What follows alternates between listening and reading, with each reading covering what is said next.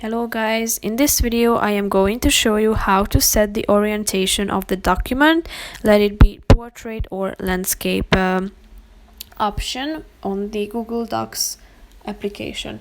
But first I just want to mention, don't forget to subscribe to my channel, because at 10,000 subscribers I am going to show you my whole YouTube revenue statistics and growth strategy, how to make money online. So let's jump into it.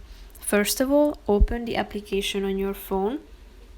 Now select the document of your choice, tap on it, click on this icon that you can see in the upper right corner of the screen.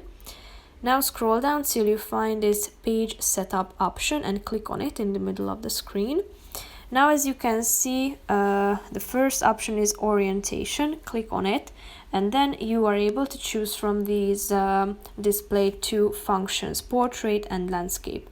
So click on the relevant one, and if you go back you should see the changes in the print layout mode. So tap on this same icon in the upper right corner and click on print layout. As you can see, the changes appeared, and you can see the changes in this print layout mode.